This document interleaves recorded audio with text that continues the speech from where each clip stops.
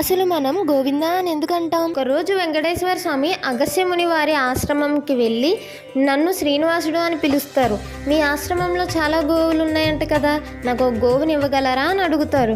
అందుకు ఆ ముని, గోవుని ఇవ్వడానికి నాకు ఎటువంటి అభ్యంతరం లేదు, కానీ వేదాల ప్రకారం ధర్మపత్ని లేనిదే గోధర్మం చేయరాదు అని అంటారు, కాబట్టి మీరు మీ భార్యను తీసుకొని రండి అంటాడు. అలానే అని చెప్పి వెంకటేశ్వర స్వామి వెనక్కి వెళ్ళిపోతారు. సతీమణి పద్మావతితో మళ్ళీ వస్తారు, కానీ ముని ఆశ్రమంలో ఉండరు. తన శిష్యులు ఉంటారు. శ్రీనివాసులు ఇలా అంటారు, మీ గురువు గారు గోవునిస్తానని మాటిచ్చారు, అతను నన్ను నా సతీమణితో రమ్మన్నారు, ఇదిగో నా భార్య పద్మావతి. శిష్యులు మా గురువు గారు లేనిదే గోవు ఇవ్వడం కుదరదు అని అంటారు. దానితో వెంకటేశ్వర స్వామి కోపంతో తన కొండ వైపు గబగబా వెళ్ళిపోతారు. కొద్దిసేపట్లోనే వచ్చిన ఆ ముని, ఆ విషయం తెలుసుకున్న ఆ ముని గోవుని తీసుకొని వెంటనే వెంకటేశ్వర స్వామి వెనకాల, స్వామి గోవు ఇందా అంటాడు. గోవు అంటే ఆవు, ఇందా అంటే ఇదిగో అని అర్థం, అందుకే గోవింద అంటాం.